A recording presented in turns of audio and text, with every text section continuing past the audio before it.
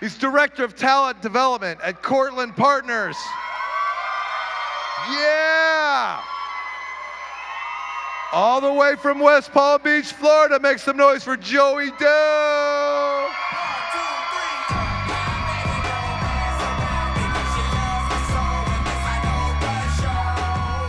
God damn it, sit down. I told you about this. I don't have much time.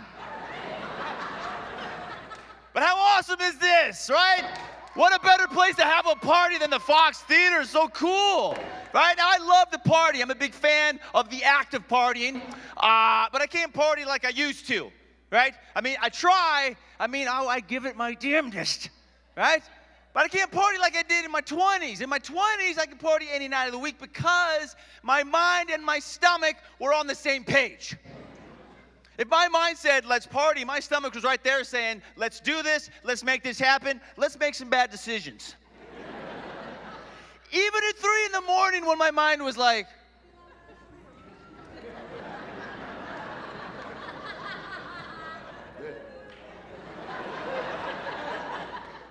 I need Burger King. My stomach was right there going, I'll make room. All right, everybody out. 2 exits, no waiting.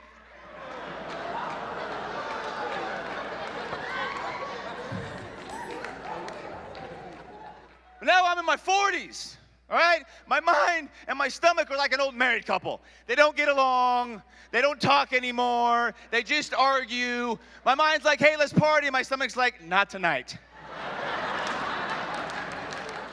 I am not in the mood. I have a tummy ache. Because think about it, in your 20s, a drinking binge is like 1 to 2 years, minimum.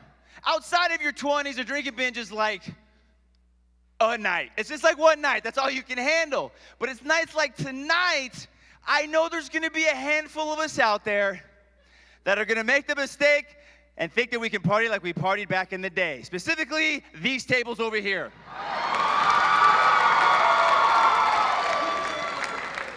We're going to make that mistake. We're going to wake up tomorrow morning with our mind going, how the hell did I do this for 10 years? Our stomach's going to be right there going, Waffle House, whose bright idea? Johnny's Hideaway, are you kidding me?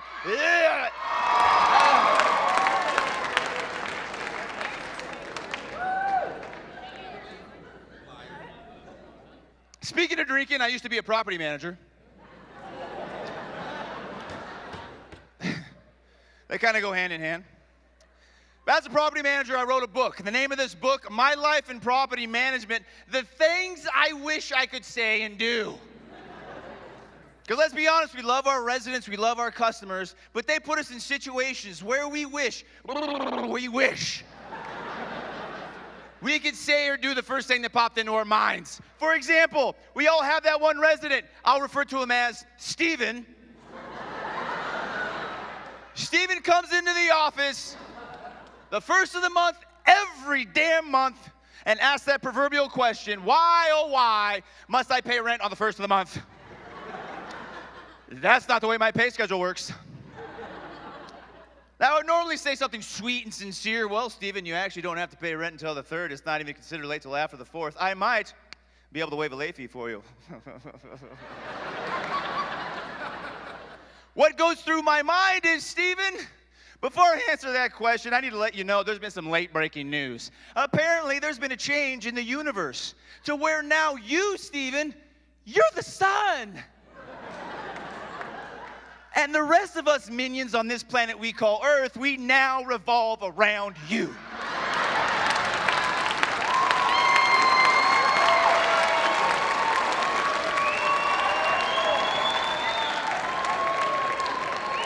So guess what, Stephen? You can pay rent whenever the hell you want. You're the effing sun. The things I wish I could say and do. We also have that one resident that always seems to have a problem with a broken or leaking garbage disposal. Do a little bit of investigating with a maintenance team and come to find out, Scott has been shoving bags of rice down the garbage disposal.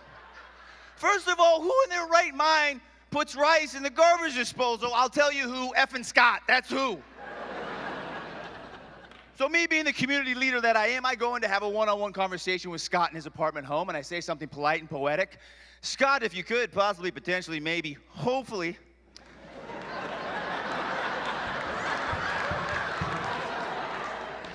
refrain from putting rice into the garbage disposal. You won't have any issues going forward. I might be able to waive a late fee for you.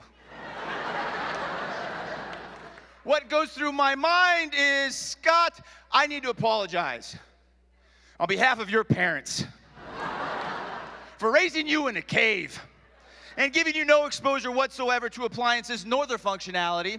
So let me explain this to you in caveman terms. Rice in Scott's stomach is yum yum and tum tum. Rice in garbage disposal, no yum yum and tum tum.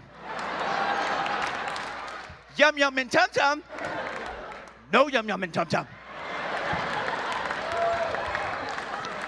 Scott, let's do an experiment, all right? I'm gonna shove a bag of rice into your mouth. I'm gonna make you drink a gallon of water. You tell me, what do you think your pipes will do? Now knock it off, Scott.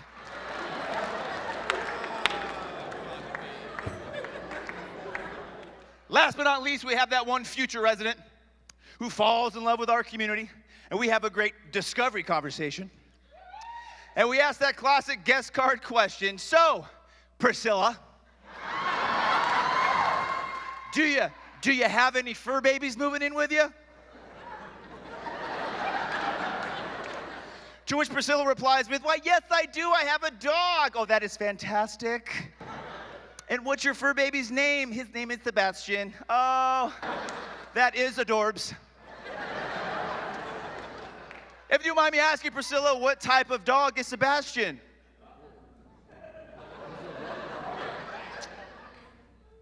He's a lab mix.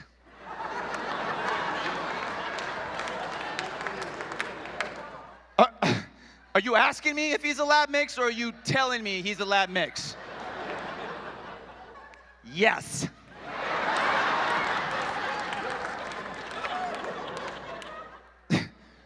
Priscilla, do tell, how much does Sebastian weigh? What's the weight limit? 70 pounds. Ah, he is 67 pounds. Priscilla shows up on move-in day with a 120-pound purebred German Shepherd.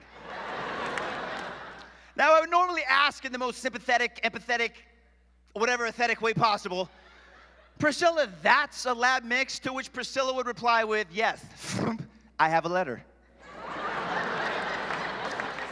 from my vet that says breed, boink, lab mix, weight, boink, 67 pounds. What goes through my mind is, Priscilla, let me ask Sebastian what type of dog he thinks he is. Sebastian, you are frightening.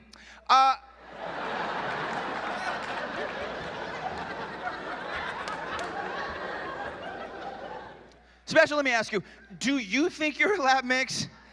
Even the damn dog would be like, I don't know what she's talking about.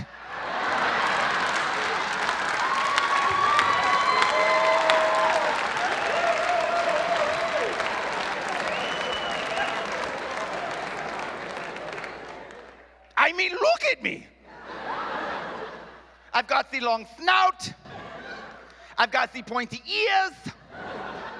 And you tell me, how many dogs do you know walk like this? Hey guys, that's my time. I appreciate it. My name's Boone. 1, 2,